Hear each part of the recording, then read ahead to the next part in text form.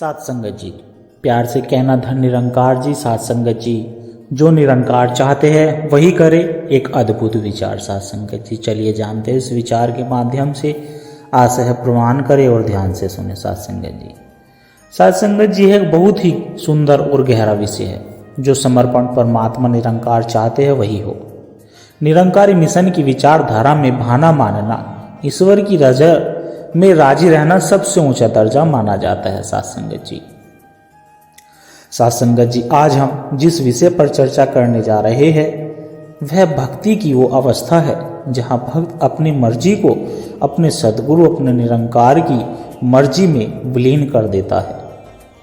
हम अक्सर अरदास करते हैं कि सिमरन करते हैं, लेकिन हमारे मन के किसी कोने में हमारी अपनी इच्छाएं छिपी होती है।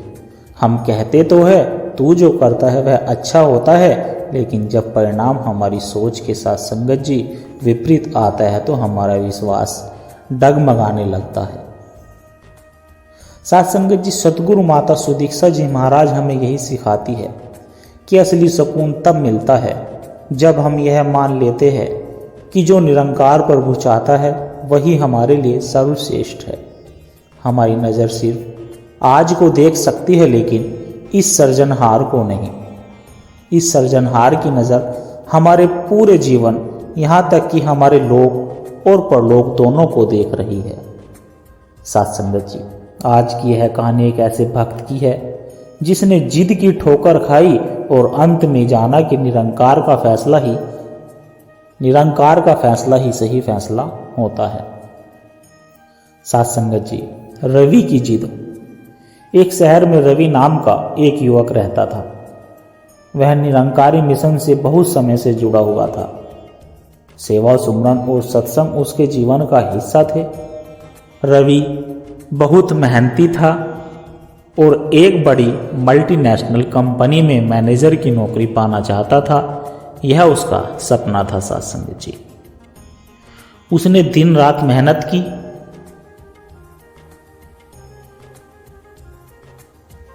सात संगत जी, जब इंटरव्यू का दिन आया तो वह सुबह उठकर सिमरन पर बैठा। उसने निरंकार से कहा कि हे दातार, मैंने बहुत मेहनत की है, मुझे ये नौकरी हर हाल में चाहिए। अगर तू मेरे साथ है तो मुझे ये नौकरी मिलनी ही चाहिए। रवि का इंटरव्यू बहुत अच्छा हुआ। उसे पूरा यकीन था कि उसका चयन हो जाएगा। वह घर आया और सबको मिठाइयाँ भी खिला दी, लेकिन जब रिजल्ट आया तो लिस्ट में रवि का नाम था ही नहीं। सात संगत जी, यह देखकर रवि टूट गया। उसे दुख इस बात का नहीं था कि नौकरी नहीं मिली, उसे दुख इस बात का था सात संगत जी कि मैंने निरंकार से इतनी अरदास की थी, फिर मेरी बात क्यों नहीं सुनी गई। अगर मेरी भक्ति में कमी थी, क्या निरंकार मुझे नहीं देख रहा। वह सत्संग जाना कम कर देता है। सात संगत जी, उसका मन सेवा में नहीं लगता था। वह अंदर ही अंदर निरंकार से नाराज रहने लगा। उसके पिता जो एक बुजुर्ग महात्मा थे, उन्होंने उसे समझाया साहब कि बेटा, शायद निरंकार की रजा इसी में नहीं थी। रवि ने झुंझलाकर सात संगत जी कहा कि पिताजी, अच्छी नौकरी मिलने में क्या बुराई हो सकती है। अगर रजा नहीं थी तो मेरी मेहनत क्यों करवाई। सात संगत जी, समय बीत गया।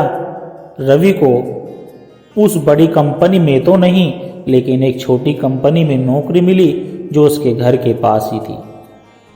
उसका मन वहां नहीं लगता था। वह हमेशा सोचता था कि मेरे साथ गलत हुआ है। लगभग 6 महीने बीते हो गए। सात संगत जी, एक दिन रवि के शहर में बहुत भारी बारिश और बाढ़ जैसी स्थिति हो गई।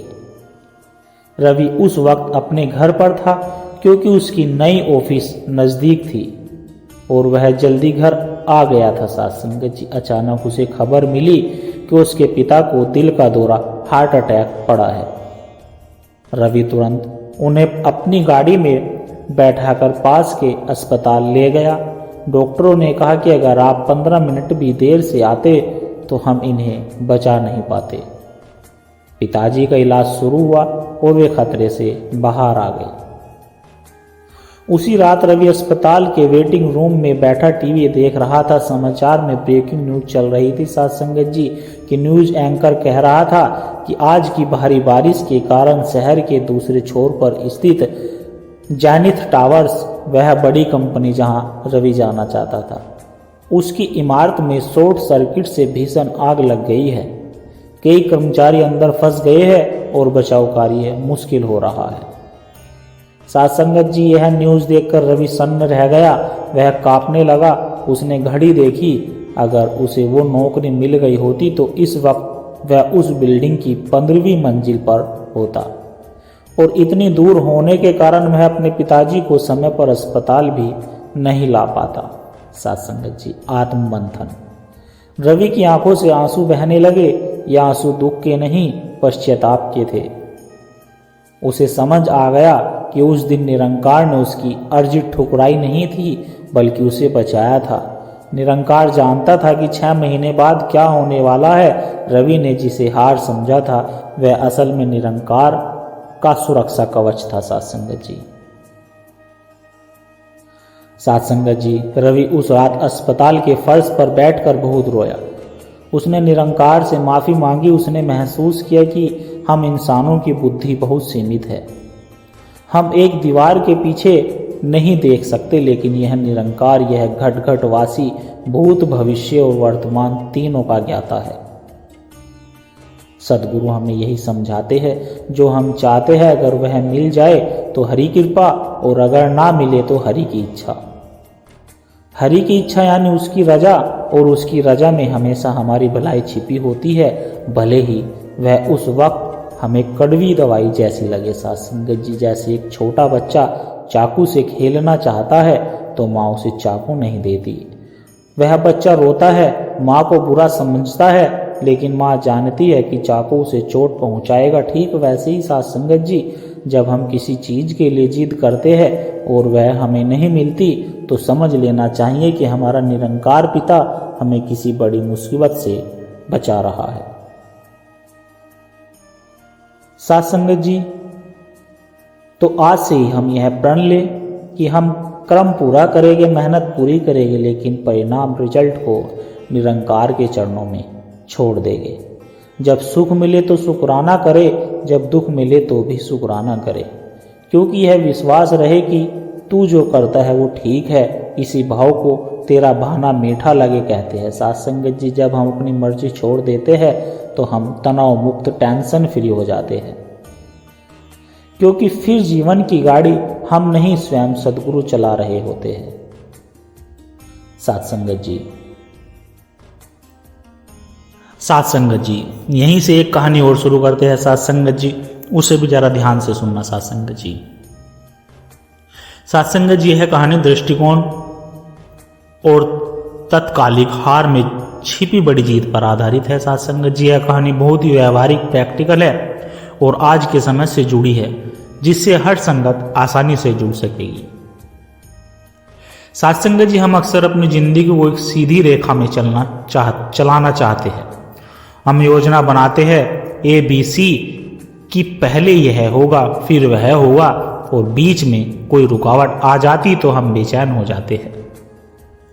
हम निरंकार से शिकायत करने लगते हैं कि तूने मेरी योजना क्यों बिगाड़ी। लेकिन साथ संगत जी, सतगुरु माता सुदीक्षा जी हमें समझाती है कि हम जिंदगी की पहली फजल का सिर्फ एक टुकड़ा हाथ में लेकर बैठे हैं, जबकि निरंकार के सामने पूरी तस्वीर है। साथ संगत जी, जो आज हमें रुकावट लग रही है, हो सकता है वह आने वाले कल की सबसे बड़ी सीढ़ी हो। आज की कहानी एक ऐसे ही समर्पित महात्मा सुमित की है। साथ संगत जी, जिसे लगा कि निरंकार ने उसका हाथ छोड़ दिया, लेकिन अंत में उसे जो मिला वह उसकी सोच से परे था। साथ संगत जी, सुमित एक बहुत ही समर्पित सेवादार था। उसे गायन, सिंगिंग का बहुत शौक था। उसका एक ही सपना था कि वार्षिक निरंकारी संत समागम में मंच यानी कि स्टेज पर जाकर गीत गाना और सदगुरु से आशीर्वाद लेना। साथ संगत जी, उसने महीनों प्रैक्टिस की। उसने एक बहुत सुंदर गीत लिखा और उसकी धुन तैयार की। संगत में सब कहते थे कि इस बार सुमित का नंबर जरूर आएगा। समागम का समय आया। सुमित ने ट्रेन की टिकट बुक की। वह बहुत उत्साहित था। साथ संगत जी जिस दिन उसे निकलना था वह पूरी तैयारी से घर से निकला, लेकिन जैसे ही वह मुख्य सड़क पर आया उसकी बाइक खराब हो गई। उसने बहुत कोशिश की लेकिन बाइक स्टार्ट नहीं हुई। समय बीत रहा था, उसे कोई ऑटो या टैक्सी भी नहीं मिल रही थी। यह तनाव का क्षण था साथ संगत जी। सुमित घबराने लगा कि हे निरंकार, आज ही ऐसा क्यों होना था। मैंने इतनी मेहनत की है, मेरी सेवा का मौका हाथ से निकल जाएगा। काफी देर बाद उसे एक लिफ्ट मिली और वह रेलवे स्टेशन पहुंचा। वह दौड़ता हुआ प्लेटफॉर्म पर गया, लेकिन उसकी आंखों के सामने ट्रेन चलती थी। वह सीढ़ियों पर खड़ा होकर ट्रेन को जाते हुए सातसंगत जी देखता रह गया। सातसंगत जी सुमित प्लेटफॉर्म की बेंच पर बैठ गया। उसका दिल टूट चुका था, आंखों से आंसू बह रहे थे। यह मन ही मन निरंकार से लड़ रहा था। मैंने तुझसे और तो कुछ नहीं मांगा था, मैं तो तेरे ही यश गाने के लिए आ रहा था। क्या तूने मेरी इतनी छोटी सी इच्छा भी पूरी नहीं करनी थी सातसंगत जी? लोग क्या कहेंगे? मेरी महीनों की मेहनत बेकार हो गई। वह इतना निराश था कि उसने घर वापस न जाने का फैसला किया और अगली ट्रेन का इंतजार करने लगा, जो 6 घंटे बाद थी, ताकि कम से कम समागम में पहुंच सके, भले ही गाने का मौका ना मिले। तभी उसके पास वाली बेंच पर एक बुजुर्ग व्यक्ति बैठे थे जो बहुत परेशान लग रहे थे। उनके हाथ में कुछ कागजात थे, वे रो रहे थे। सुमित, जो खुद दुखी था सातसंगत जी, पहले तो अनदेखा कर रहा था, फिर सेवादार वाला स्वभाव जाग उठा। उसने पूछा, बाबूजी क्या हुआ? बुजुर्ग ने बताया कि बेटा, मेरा इकलौता बेटा घर छोड़कर चला गया है। वह बहुत गलत संगत में पड़ गया था। मुझे खबर मिली थी कि इसी शहर में दूसरे स्टेशन पर देखा गया है। मैं उसे ढूंढने जा रहा था, लेकिन मेरी हिम्मत नहीं हो रही सातसंगत जी। मुझे लगता है अब सब खत्म हो गया। सातसंगत जी, सुमित अपना दुख एक पल के लिए किनारे रखा। उसने बुजुर्ग को पानी पिलाया और उन्हें समझाने लगा।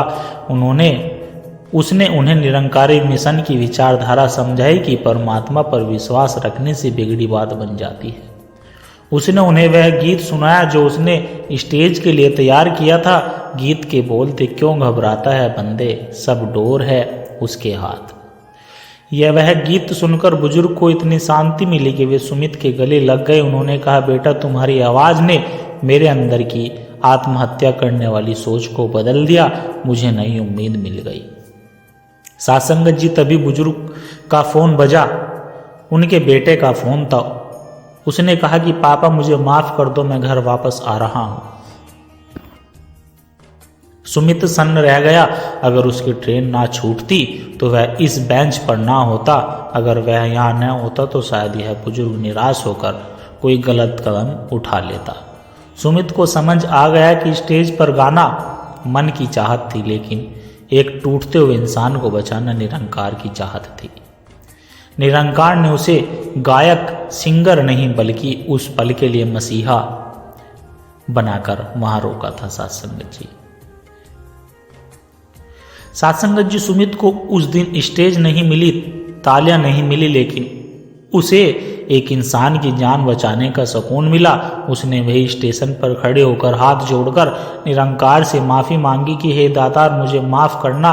मैं अपनी छोटी सी योजना प्लान के लिए रो रहा था, जबकि तूने मुझे किसी बड़े मकसद पर्पज़ के लिए रोका था। सातसंगत जी, हमें यही शिक्षा मिलती है। हमें यही शिक्षा कहानी सिखाती है कि रुकावटें निरंकार का इशारा होती है। कभी कभी वह हमें गलत रास्ते से बचाने के लिए रोकता है और कभी किसी और की सेवा के लिए। हर जगह सत्संग है, जरूरी नहीं कि भवन में जाकर ही सेवा हो। जहाँ हम खड़े हैं वहीं अगर हम किसी के आंसू पहुँच सके तो वह निरंकार की सबसे बड़ी पूजा है। समर्पण, सरेंडर।